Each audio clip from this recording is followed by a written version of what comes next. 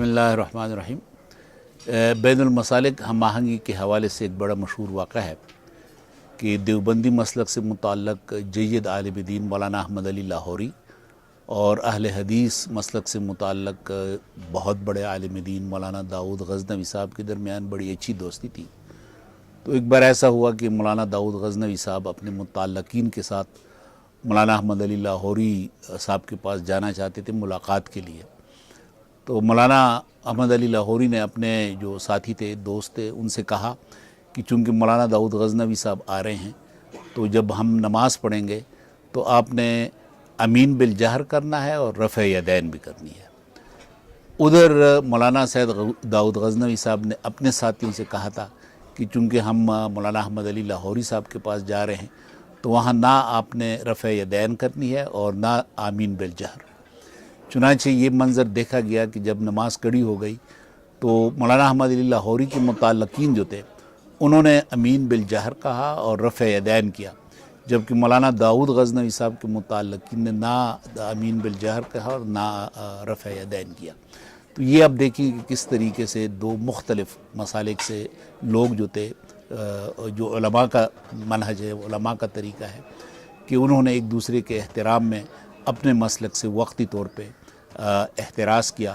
تو یہ ایک ہمارے لیے مثال ہے اور نمونہ ہے۔ اب یہ جو واقعہ ہے اس کو ہم وسعت بھی دے سکتے ہیں، اور وہ اس طریقے سے کہ جو اہل تشیع حضرات ہیں اور اہل تسنن، ان کے درمیان ظاہر ہے کہ مسالک کا اختلاف ہے، تو اگر یہ بھی ایک دوسرے کے ساتھ اس قسم کی رواداری کی مثالیں کریں اور اس کو عام کر دیں اور ایک دوسرے کو اس اصول کے تحت کہ اپنے مسلک کو چھوڑو مت، دوسرے کے مسلک کو چھیڑو مت، تو یہ سمجھا جا سکتا ہے کہ آسانی کے ساتھ ایک بہتری کی طرف ہمارا معاشرہ جا سکتا ہے۔ اور یہ کوئی ناممکن بات نہیں ہے، کیونکہ دونوں مسالک جو ہیں ظاہر ہے کہ یہ صدیوں سے تشکیل پا چکے ہیں، تو ظاہر ہے کہ یہ تو ممکن نہیں ہے کہ ہم ان کو ختم کر دیں۔ یہی ایک ممکن ہے کہ اس کو تنوع سمجھ کر ایک دوسرے کے لیے قبولیت کا ماحول بنائیں۔ یقیناً اللہ پاک خود فرماتے ہیں، حدیث قدسی ہے کہ المخلوق و عیالی، یہ پورا انسانیت میرا کنبہ ہے۔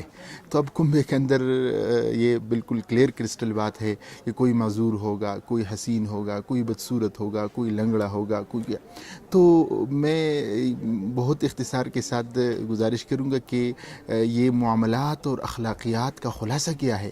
یہی ہے کہ درمیان میں آپ کو نقشہ نظر آ رہا ہے، والدین کی شکل میں، آپ کے پڑوس کی شکل میں، آپ کے دوستوں کی شکل میں، اور آپ کے جو ہے نا ایون دوسرے انسانوں کی شکل میں، لیکن اس کے پیچھے کون ہے؟ آپ کو پیچھے کو دیکھنا ہوگا، وہ پیچھے اس کے اللہ ہے، بس خود اللہ جل جلالہ اکیلا اس کے خالق بھی ہے اور اس کے مالک بھی ہے۔ تو اب اسی سینیارو کو اگر ہم دیکھیں تو دوسری جو اہم ذمہ داری ہماری بنتی ہے وہ اپنی جورسڈکشن کی پہچان ہے کہ میری ذمہ داری کیا ہے اور میری اتھارٹی کیا ہے۔ المیہ ہمارا یہ ہے کہ ہم نے اپنے آپ کو بھی نہیں پہچانا ہے، اپنی جورسڈکشن کو بھی نہیں پہچانا ہے، اور اس کے نتیجے میں بہت سارے مسائل آ گئے ہیں، اور ان مسائل نے ہماری زندگی میں سمجھتا ہوں کو ویران اور بہت خراب کر کے رکھا ہے۔ تو میری پیغام یہ ہوگی میرے سننے والوں کو اور دیکھنے والوں کو کہ بس اپنی حیثیت کو پہچانیں۔ جنہوں نے اپنی حیثیت کو پہچان لیا اور اپنے آپ کو یہ سمجھا کہ میں تو سب سے کمزور آدمی ہوں، میرے پاس نہ علم ہے نہ حلم ہے، اور یہ بقیہ لوگ ہیں یہ تو بہت بڑے لیول کے لوگ ہیں، اور میری بات میں یقیناً خطا کا امکان بہت زیادہ ہے، لیکن جو میرا بھائی ہے اور اس کا جو دعویٰ ہے یا اس کا جو مشن ہے، اس کو مد نظر رکھ کر یہ مصیب ہے اور یہ بہت کچھ کر سکتا ہے۔ اور اس کے ساتھ ساتھ ہمیں تھوڑی سی یہ بھی دیکھنا ہوگا کہ یہ اختلاف کیا ہے اور خلاف کیا ہے۔ یہ بہت اہم ایشو ہے۔ اختلاف الگ چیز ہے، خلاف الگ چیز ہے۔ دیکھیں اختلاف کو تو آپ صلی اللہ علیہ وسلم نے امت کے لیے رحمت کا کہا ہے، فرمایا اختلاف علماء امتی رحمتن، میرے امت کے علماء کا جو اختلاف ہے یہ رحمت ہے، اور اسی اختلاف کو ہم ویرائٹی، انگریزی میں اگر اس کو ہم ترجمہ کریں گے تو ویرائٹی کے نام سے ہم کہہ سکتے ہیں، اس طریقے سے عربی میں تنوع کے نام سے۔ تو کیوں اللہ پاک نے جو ایز پیدا کی ہے اور خود فرمایا ہے وما جعل علیکم فی الدین من حرج یرید اللہ بکم اليسر، آپ کے لیے آسانیاں ہے، اور آپ کو میں نے کوئی حرج اور اس قسم کا جو آپ کی بس کا نہیں ہے وہ مکلف نہیں کیا ہے۔ تو اب کیوں ہم نہ دیکھیں کہ جب اللہ نے اتنی آسانی ہر ایک کے ساتھ کی ہے. دیکھیں ایک اصطلاح میں تھوڑا سا عرض کروں گا, ایک مسئلہ ہے ہمارے عزیمت کا اور ایک ہے رخصت کا. دیکھیں یہ دونوں حکم ہے, دونوں سنت ہے. تو ساری زندگی عزیمت پہ عمل کرنا کہ بھئی سفر کے دوران میں نے جمعہ پڑھنا ہی ہے, یار ترک بھی کیجئے تاکہ رخصت, یہ بھی سنت ہے, اس پہ بھی عمل کیجئے. آج کل نئے ایجادات ہیں, ان سے فائدہ اٹھانا, اس کو شکر کے ساتھ استعمال کرنا, یہ ہے. تو اختلاف کا عرض میں کر رہا تھا کہ خیر القرون کے اندر بھی اختلاف ہمیں نظر آ رہا ہے. آپ کی بات صحابہ کے دور میں, تابعین کے دور میں, یہاں تک کہ اب بنیاد یہ ہے کہ اختلاف کا جو نتیجہ ہوتا ہے آپس میں دو آدمیوں کے درمیان رائے کا جو اختلاف ہے, تو اس کے لیے ایک پیرامیٹر ہے. وہ کیا ہے کہ اگر اس کے نتیجے میں دونوں کے درمیان محبت کا معاملہ پہلے سے بڑھ گیا ہو تو اس کا مطلب ہے کہ یہ اختلاف رحمت ہے, اور اختلاف کی حدود سے یہ دونوں آدمی باخبر ہے, اور یہی امت کے لیے فائدے کے باعث ہے. ایک آیت میں کوٹ کر کے ختم کروں گا کہ اللہ پاک فرماتے ہیں ما یفعل اللہ بعذابکم ان شکرتم وآمنتم. او مومنوں, او لوگو, مجھے آپ کو عذاب کر دینا مقصود نہیں ہے. اگر مجھے کیا فائدہ ہوگا کہ میں آپ کو عذاب دوں؟ ہاں, کیوں دیتا ہوں؟ آپ قانون کی خلاف ورزی کرتے ہیں. قانون کیا ہے؟ آپ مشکور نہیں ہیں, آپ شکر نہیں ادا کرتے, اور اب پھر اس کے بعد ایمان ہے. اب دیکھیں نا, ایمان کتنی بڑی دولت ہے. اس کا مقدمہ وہ تشکر اور شکر کو ٹھہرایا گیا کہ ایک شاکر آدمی وہ مومن ہی بن سکتا ہے. بہرحال اللہ پاک کرے کہ اس قسم کی رواداری پہ ہم عملی طور پر اس دور میں جو لوگ دیکھتے ہیں ہمیں, اور دنیا ہے جی, ایسی بات نہیں ہے کہ میں ادھر وہ مجھے کوئی دیکھتا نہیں, پوری دنیا ہمیں دیکھتا ہے. میری تھوڑی سی غفلت سے اور تھوڑی سی جو ہے نا عدم برداشت سے پورا دین اور پوری یہ محنت اور پوری آپ وسلم کی زندگی متاثر ہو سکتی ہے. لہذا اس کو بچانا ہمارا اور آپ کی ذمہ داری ہے. آج ہم رواداری کے حوالے سے جس کانفرنس میں شریک ہے, اس کانفرنس کا مقصد یہ ہے کہ ہم ایک ہو جائے, ہم مل بیٹھ کے اپنے مسائل کو حل کرے, اور ہم کو ایگزسٹنس کی صورت پیدا کرے, اور عالم کو اسلام کا وہ بنیادی پیغام دے جو داعی اعظم محمد الرسول اللہ صلی اللہ علیہ وسلم نے دنیا کو دیا ہے. جناب رسول اللہ علیہ السلام جس معاشرے میں تشریف لائے تو وہاں پہ عمومی صورتحال یہ تھی کہ بائی بائی کو کاٹ رہا تھا, اور معمولی باتوں پہ جھگڑا اور لڑائی اور فساد برپا تھا. یہ وہ زمانہ تھا کہ عالم میں 4 سو فساد کی صورتحال تھی. ان ایام میں اللہ سبحانہ و تعالی نے محمد عربی صلی اللہ علیہ وسلم کے ذریعے امن کا ایک ایسا پیغام دیا جو تا قیام قیامت جاری و ساری رہے گا. آج اس امر کی ضرورت ہے کہ ہم اسلام کا یہ پیغام جو داعی اعظم علیہ السلام نے جو تعامل اختیار کیا وہ دنیا کو پہنچائے. اور وہ دن دور نہیں کہ داعی اعظم جناب رسول اللہ صلی اللہ علیہ وسلم کا یہ پیغام 4 دانگ عالم میں پھیل کے مسلمانوں کی یہ جو صورتحال ہے اس میں ایک مہمیز لگانے کے لیے انشاءاللہ وہ دن بہت قریب آ رہے ہیں. رسول اللہ علیہ السلام کا تعامل مکہ اور مدینہ میں اگر آپ سٹڈی کریں سیرت طیبہ کی روشنی میں, تو اس معاشرے میں یہود بھی آپ کے ساتھ رہتے تھے. ایک بہت مشہور واقعہ کہ ایک یہودی عورت کو ایک یہودی آدمی نے اس کے سر پہ جب پتھر مارا اور بہت تیز اس سے خون جاری ہوا, اس حالت میں اس یہودیہ نے جناب داعی اعظم صلی اللہ علیہ وسلم کو آواز لگائی کہ اے محمد صلی اللہ علیہ وسلم, میں عالم میں سب سے زیادہ عادل, سب سے زیادہ غمگسار آپ کو سمجھتا ہوں, لہٰذا آپ میری اس دکھ درد میں میرا ساتھ دیجئے اور میرا مداوع کیجئے. چشم فلک نے یہ منظر دیکھا کہ محمد رسول اللہ صلی اللہ علیہ وسلم نے باقاعدہ اس عورت کو تسلی دی اور اس آدمی کو پکڑ کے اس سے بدلہ لیا جس نے ایک یہودیہ کو سر پہ مارا تھا. تو یہ رسول اللہ صلی اللہ علیہ وسلم کا عام تعامل, یعنی عام لوگوں کے ساتھ جو تعامل ہے آپ کا, وہ خواہ یہودی ہو, وہ نصرانی ہو, وہ مسلمان ہو, ریاست کی سربراہ کی حیثیت سے, امام رہبر مقتدی اور پیشوا کی حیثیت سے یہ آپ کا تعامل رہتی دنیا کے لیے ایک مثال ہے. اور آج امریکہ اور یورپ میں بھی محمد رسول اللہ صلی اللہ علیہ وسلم کی اس پیغام رواداری کو عام کیے جانے کے لیے کوشش ہو رہی ہے. امریکہ میں ان کی سپریم کورٹ پہ لکھا ہے کہ دی پروفٹ محمد صلی اللہ علیہ وسلم آنرڈ یو اس کانسٹیٹیوشن, کہتا ہے کہ محمد رسول اللہ نے ہم پہ احسان کیا. تو یہ وقت دور نہیں ہے انشاءاللہ کہ رسول اللہ صلی اللہ علیہ وسلم کا یہ پیغام جاری و ساری رہے گا. اس کے لیے ہم تن من دن کے ساتھ کوشش کریں گے. اور وطن عزیز پاکستان میں بھی اور پاکستان سے بھی یہ ہوائیں دوسرے ممالک میں پہنچیں گی۔ آج کا سب سے بڑا مسئلہ اس معاشرے کا سماجی ہم آہنگی کا فقدان ہے اور مذہبی عدم رواداری کا وجود ہے۔ مختلف مسالک کا آپس میں جھگڑا ہے، شیعہ سنی کا جھگڑا ہے، قوموں کا آپس میں جھگڑا ہے۔ ان ساری چیزوں کی وجہ سے آج ہمارا معاشرہ انتہائی ابتر حالت میں ہے۔ ہم ایک دوسرے کے خون کے پیاسے ہیں۔ ہم کسی شخص کو اس لیے قتل کرنا چاہتے ہیں کہ اس کا مسلک ہم سے جدا ہے، اس کا عقیدہ ہم سے جدا ہے، اور اس قتل کرنے کو ہم فخر سمجھتے ہیں اور بہت بڑا کارنامہ سمجھتے ہیں۔ ہم یہ سمجھتے ہیں کہ کسی کو مسلک یا عقیدے کی بنیاد پر قتل کرنا یہ اسلام کی روایات کے مطابق ہے یا اسلام کی تعلیمات کے مطابق ہے یا اسلام نے اس کا حکم دیا ہے۔ یہ سراسر غلط بات ہے اور انتہائی غلط بات ہے، کیونکہ آپ صلی اللہ علیہ وسلم کے زمانے میں مدینہ کے اندر منافقین بھی رہتے تھے، ان کے عقائد مسلمانوں سے بالکل مختلف تھے۔ آپ صلی اللہ علیہ وسلم نے ان کو برداشت کیا۔ صحابہ کرام نے عراق فتح کیا، ایران فتح کیا، وہاں ان کے ماتحت سارے کفار تھے، لیکن ان سب کو برداشت کیا، ان کے گرجوں کو برداشت کیا، ان کے مذہبی عبادت خانوں کو برداشت کیا، ان کو حقوق دیے، ان کو ملازمتیں دیں، ان کو تحفظ دیا۔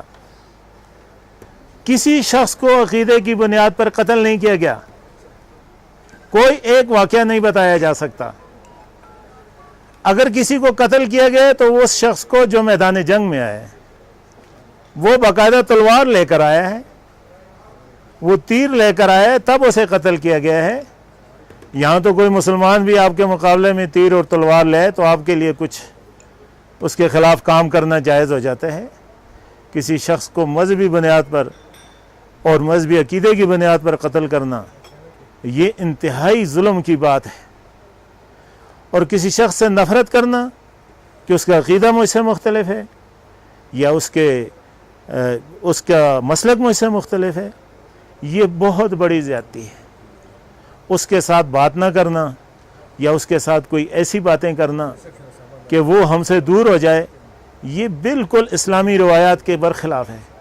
ہندوستان کے اندر اسلام کے پھیلنے کا سب سے بڑا سبب یہ ہے کہ اولیاء کرام نے اپنی خانقاہوں کے اندر، اپنے درگاہوں کے اندر کسی قسم کی تعصب کو روا نہیں رکھا۔ وہاں ہندو بھی آتا تھا، وہاں بدھ مذہب والا بھی آتا تھا، وہ اس کو کھانا بھی دیتے تھے، اس کو پانی بھی پلاتے تھے، اسے شربت بھی پلاتے تھے، اس کے ساتھ محبت بھی کرتے تھے۔ کبھی اسے تبلیغ بھی نہیں کی۔ صوفیاء نے اپنا ایک کردار پیش کیا، ایک رواداری کا کردار پیش کیا، محبت کا ایک پیغام دیا۔ اس پیغام سے وہ ان کے قریب گیا۔ اگر وہ مسلمان نہیں ہوا، اس کا بیٹا مسلمان ہو گیا۔ وہ مسلمان نہیں ہوا، اس کی بیوی مسلمان ہوگی۔ حضرت شیخ مسعود الدین گنج شکر رحمۃ اللہ علیہ نے پنجاب کے 5 بڑے قبائل کو ایک دم سے مسلمان کیا۔ آج ہم کیوں نہیں کر رہے مسلمان؟ آج لوگ ہم سے گھبرا رہے ہیں۔ ہم مسلمان ہو کر نفرت کا پیغام پھیلا رہے ہیں، ہم محبت کا پیغام نہیں پھیلا رہے۔ آپ صلی اللہ علیہ وسلم کا طریقہ دیکھیں کہ جب مکہ فتح کیا تو اعلان کیا کہ جو ابو سفیان کے گھر میں داخل ہوگا وہ معاف ہے۔ وہ سب سے بڑا دشمن تھا، ابھی اسلام نہیں لایا تھا، کتنی بڑی عزت اسے دے دی۔ آپ صلی اللہ علیہ وسلم مکہ میں داخل ہوئے، آپ صلی اللہ علیہ وسلم کا چہرہ مبارک ऊंट की कमर के साथ लग रहा था, आजिज़ी थी, इनकिसारी थी। मुशरिकीन ने मक्का से पूछा कि भाई मैं आपके साथ क्या सलूक करूं? उन्होंने कहा आप हमारे भाई हैं, हमें आपसे अच्छाई की उम्मीद है। आप सल्लल्लाहु अलैहि वसल्लम ने फरमाया ला तसरीब अलैकुम, यूसुफ अलैहिस्सलाम वाली बात बताई। आज तुम्हें किसी किस्म की पकड़ नहीं है, तुम्हें किसी किस्म का खौफ नहीं होना चाहिए। थे वो सारे काफिर, मुसलमान नहीं थे, किसी को भी कत्ल नहीं किया। एक मुहक्किक ने इस मौजू पर लिखा है कि जो कुछ आदमियों के कत्ल का हुक्म दिया, उसने कहा वो इसलिए कत्ल कि उन पर जो है क़िसास था, उन्होंने ऑलरेडी कत्ल किए हुए थे, वो कत्ल के बदले कत्ल उनका आर्डर था। किसी एक शख्स को नहीं साबित किया जा सकता कि काफिर होने की बुनियाद पर आप सल्लल्लाहु अलैहि वसल्लम ने या सहाबा कराम ने कत्ल किया हो। ये जो हमारा रवैया इस दौर में, ये आप सल्लल्लाहु अलैहि वसल्लम के पैगाम के मुताबिक नहीं है। ये नफ़रत, ये मुनाफरत, ये एक दूसरे से दुश्मनी, ये एक दूसरे से बोझ, एक दूसरे से बात ना करना, ये बहुत बड़ा अलमिया है। काश हम वो दौर, वो मोहब्बत का पैगाम वो वापस ले आएँ, दूसरे को बर्दाश्त कर सकें, दूसरे का मसलक भी बर्दाश्त कर सकें, दूसरे का अक़ीदा भी बर्दाश्त कर सकें। कि हमें जो माइनर इश्यूज़ है उनको ज़ेर बहस नहीं लाना चाहिए, उसूल पर फोकस देनी चाहिए, उसूल पर तरकीज़ देनी चाहिए, और जो मुसल्लमा उसूल है उन पर तरकीज़ देनी चाहिए। जाए कि हम फ़ुरुआत को उछाल कर बयान करें और फिर हम झगड़ों में फंस जाए और आपस में उलझ पड़े। तो रमज़ान भी करीब है, तो जो उसूल उलमा ने हमें दिए हैं और कुरान और हदीस से जो मुस्तंबत है उन पर तरकीज़ लाजिम है। कुरान को मजबूती से ताम लेना चाहिए, हदीस और सुन्नत को मजबूती से ताम लेना चाहिए। बाकी जो माइनर इश्यूज़ है मेरे ख़्याल में उन पर अपनी तवानाइयाँ ज़ाया नहीं करनी चाहिए। इस्लाम जब आया अरब के माशरे में, तो ऐसा नहीं हुआ कि अरब माशरे में जो पहले से मौजूद कदरें थीं उस सब को सब उसने ख़त्म कर दिया और कोई नई अक़दार का निज़ाम रोशनास कराया। ऐसा बिल्कुल नहीं था।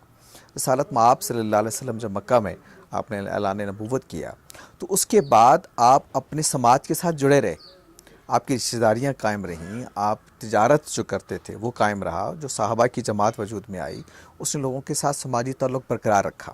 वो तमाम अच्छी रवायतें जो अरब माशरे के अंदर मौजूद थी उनके साथ रिश्ता बरकरार रखा। इसका मतलब ये है कि इस्लाम आता है किसी माशरे के अंदर तो ये नहीं होता कि पहले से मौजूद माशरती या अक़दार के निज़ाम को ख़त्म कर देता है, उसमें इस्लाह करता है। जो अच्छी चीज़ें हैं वो कबूल करता है और जिसके अंदर कोई चीज़ ख़राबी की हो तो उसको रद्द कर देता है। जैसे इबादत का मामला देख लीजिए, अरब माशरे में हज पहले से हो रहा था, तो इस्लाम ने आके हज के अंदर मौजूद ख़राबियों को दूर कर दिया, हज को बरकरार रखा। इसी तरह से वहाँ के माशरे के जो शुरफा थे, वो जो लोगों के साथ जैसे हुस्न सलूक करते थे, जैसे उनके साथ मेहमानदारी का एक कल्चर था, उसको बरकरार रखा इस्लाम के आने के बाद। जैसे अमानतदारी का एक कल्चर था। हमें मालूम है कि हिजरत की रात तक रसालत माप सल्लल्लाहु अलैहि वसल्लम के पास मुशरिकीन के, कुफ़ार के जो अमानतें थी वो पड़ी रहीं। इसी तरह से तिजारत होती रही, इसी तरह से ख़ानदानी दावतें होती रहीं, जो पहले होती थी वो बाद में भी होती रहीं। तो कहना ये है कि इस्लाम जब किसी माशरे में आता है तो उसके माशरती और अक़दार के निज़ाम को ख़त्म नहीं करता। वो अच्छी अक़दार जिसमें मेहमान नवाज़ी है, जिसमें दूसरे का ख्याल रखना है, जिसमें आप वहाँ आपको मालूम है कि अरब कबाइल में पनाह देने की रवायत थी, उसको भी बरकरार रखा। तो वो सारी अच्छी चीज़ें किसी माशरे के अंदर, इस्लाम तो कहता है कि अल हिकमत ज़ालतुल मोमिन, हिकमत की बात, दानाई की बात तो ख़ुद मुसलमान का वर्सा है। इसी तरह से हर अच्छी बात जो किसी भी माशरे में मौजूद है, अगर इस्लाम उसमें आता है तो उसको वेलकम करके कबूल करता है, अच्छे लोगों को कबूल करता है, अच्छी रवायात को कबूल करता है। इसलिए हम समझते हैं कि पाकिस्तान के किसी खित्ते में अगर लोग मुसलमान हुए हैं या इस्लाम आया है तो उस खित्ते में पहले से कोई रवायात मौजूद हैं, उन रवायात को ज़िंदा रखना चाहिए। इस्लाम का मुतालबा है। इस्लाम बिल्कुल ये नहीं कहता कि कल से नई ज़िंदगी शुरू करें, वो सिर्फ़ ये कहता है कि कुछ बुनियादी चीज़ें, शिर्क मसलन अब नहीं होगा, इसी तरह से कुछ और चीज़ें नहीं होंगी, लेकिन अक़दार का निज़ाम, समाज का राब्ता वो आखिर तक रहेगा। चुनांचे मज़हब की बुनियाद पर जो रिश्ते हैं वो मज़हब की वजह से टूटते नहीं हैं। बहुत सारे रिश्ते जो हैं, हज़रत अबू हुरैरा के बारे में आता है कि उनकी मुशरिका माँ थी جو مدینہ میں آ کے ان کے ساتھ رہتی تھی اور بدتمیزی بھی کرتی تھی رسالت مآب صلی اللہ علیہ وسلم کے معاملے میں، لیکن وہ ساتھ رہتی تھی، ماں تھی۔ حضرت اسماء بنت ابو بکر کی ماں جو تھی وہ بھی مشرکہ تھیں، اور وہ آ کے رہیں جب مدینہ میں، تو حضرت اسماء نے رسول اللہ سے پوچھا کہ کیا میں ان کے ساتھ حسن سلوک کر سکتی ہوں؟ تو آپ نے کہا ہاں تمہاری ماں ہے، تم حسن سلوک کر سکتی ہو۔ اس کا مطلب یہ ہے کہ جو اچھی اقدار ہیں وہ مذہب کی تبدیلی سے تبدیل نہیں ہوتی، تو ہمیں اس کا لحاظ رکھنا چاہیے، یہی ہماری ضرورت ہے اور یہی اسلام کا پیغام ہے اور اسی کو عام کرنا چاہیے۔ پاکستان کا ایک بنیادی مسئلہ یہ ہے کہ اس کی اصلاح کے لیے ہم نے جو بھی طریقہ کار آج تک اختیار کیا اس کا بنیادی محور و مرکز ریاست رہی ہے۔ ہم نے سیاسی نظام کی اصلاح کی کوشش کی، ہم نے یہ کوشش کی کہ سالے لوگ اقتدار تک پہنچے، نیک لوگ سامنے آئے، لیکن ہم نے سماج کی اصلاح کی کوئی جامع اور مربوط کوشش نہیں کی۔ ریاست قانون سے چلتی ہے اور سماج اقدار سے چلتا ہے۔ آپ کا ایک ویلیو سسٹم ہے جو اصل میں سماج کو لے کے چلتا ہے، اور ریاست کے بارے میں پولیٹیکل سائنس میں کہا جاتا ہے کہ یہ سماج کا بائی پروڈکٹ ہے۔ اس کا مطلب یہ ہے کہ اصل چیز سماج ہے۔ تو سماج کی اصلاح کے لیے ضروری ہے کہ وہ جو ویلیو سسٹم ہے اس کو بہتر بنایا جائے۔ کیا وہ رواداری پر مبنی ہے؟ کیا وہ باہمی احترام پر مبنی ہے؟ کیا وہ چھوٹے بڑے کی تمیز پر مبنی ہے؟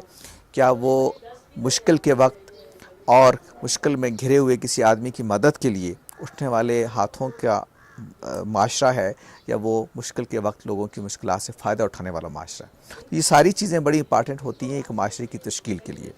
پاکستان کو اس بات کی شدید ضرورت ہے کہ یہاں معاشرتی اصلاح کی تحریک اٹھے، یہاں روایات اور اقدار کے نظام کی طرف لوگوں کو متوجہ کیا جائے جو اس سے پہلے ہمارا اثاثہ رہی ہے۔ اس لیے میں یہ سمجھتا ہوں کہ پاکستان میں اب ضرورت ہے اس بات کی کہ انتہا پسندی کے مقابلے میں رواداری، دہشت گردی کے مقابلے میں پیار اور محبت، اور یہ ساری چیزیں جو ہماری اپنی روایت کے اندر موجود ہے اس کو استعمال کرتے ہوئے ایک نیا معاشرہ تشکیل دیں۔ ہمارے کچھ سماجی ادارے ہیں، جیسے مسجد ہے، جیسے مکتب ہے، جیسے خاندان ہے، یہ ریاست سے پہلے بھی موجود تھے۔ جب پاکستان نام کی کوئی ریاست نہیں تھی تو اس برِ صغیر میں مسلمان سماجی ادارے موجود تھے، مسلمان معاشرت موجود تھی۔ تو اگر ہم ان کی طرف لوٹیں، ان کو بہتر کریں، تو ہم ایک بہتر اور پرامن سماج تشکیل دے سکتے ہیں۔ اس کا مطلب یہ ہے کہ مثلاً امن کے لیے مسجد کا کردار ہے۔ مسجد ایک سماجی ادارہ ہے جو پہلے سے ہمارے یہاں موجود ہے۔ تو اگر محراب و منبر سے امن کی آواز اٹھے، فرقہ وارانہ اور مسل کی ہم آہنگی کی آواز اٹھے، تو اس سے معاشرے میں امن آئے گا۔ ایک مکتب کا انسٹیٹیوشن ہے جو روایتی ہے، جس میں ایک استاد ہے، جس کے پاس بچے جا کے قرآن پڑھتے ہیں، دین سیکھتے ہیں، اگر وہ ان کو اخلاقیات کی تعلیم دے، اچھا شہری بننے کی تعلیم دے، تو اس سے یہ ہوگا کہ وہ معاشرتی اور اقدار کا نظام ریوائیو ہوگا، جس کا میں ابھی ذکر کر رہا تھا۔ یہ تو روایتی ادارے ہیں اصلاح کے، لیکن کچھ جدید سماجی ادارے بھی وجود میں آ گئے ہیں جن میں میڈیا بڑا امپارٹنٹ ہے۔ جیسے پہلے خاندان سے لوگوں کی رائے بنتی تھی، مسجد اور محراب و منبر سے رائے بنتی تھی، استاد رائے بناتا تھا، اب میڈیا رائے بناتا ہے، میڈیا اقدار پر انداز ہوتا ہے۔ تو جو جدید ادارے وجود میں آ گئے سماجی، ان میں میڈیا بڑا امپارٹنٹ ہے۔ تو میڈیا کو یہ دیکھنا ہے کہ وہ کیا چیز ہے جس کی ترویج کر رہا ہے، کہ وہ لوگوں کے درمیان مناظرے کی روایت کو آگے بڑھا رہا ہے یا مکالمے کی روایت کو آگے بڑھا رہا ہے۔ وہ لوگوں کو کیا سکھا رہا ہے کہ جب آپ اختلاف کرتے ہیں تو کن آداب کا خیال رکھنا چاہیے، الفاظ کا انتخاب کیسا ہونا چاہیے، جس سے آپ مخاطب ہیں یا جس سے آپ اختلاف کر رہے ہیں اس کا کتنا احترام آپ ملحوظ رکھتے ہوئے اس کی نقطہ نظر سے اختلاف کر رہے ہیں، ذاتی حملے کر رہے ہیں یا نقطہ نظر پہ تنقید کر رہے ہیں۔ یہ ساری چیزیں میڈیا کو سکھانی ہے۔ پھر یہ جو زبان آپ استعمال کر رہے ہیں وہ صحت کے اعتبار سے بھی اور اپنے لب و لہجے کے اعتبار سے بھی آپ کیا کر رہے ہیں، یہ ساری چیزیں میڈیا سکھاتا ہے۔ تو میں یہ سمجھتا ہوں کہ آج کے دور میں جس سماجی اور اقدار کے نظام کی اصلاح کی میں بات کرتا ہوں، اس میں جہاں محراب و منبر کا ایک کردار ہے، اسی طرح میڈیا کا بھی ایک کردار ہے۔ تو اگر قدیم روایتی سماجی ادارے اور ماڈرن جو سماجی ادارے ہیں یہ مل کے کوشش کریں تو پاکستان ایک پرامن اور روادار معاشرہ بن سکتا ہے، اور میرا خیال ہے کہ یہی اس وقت ہماری سب سے بڑی ضرورت ہے۔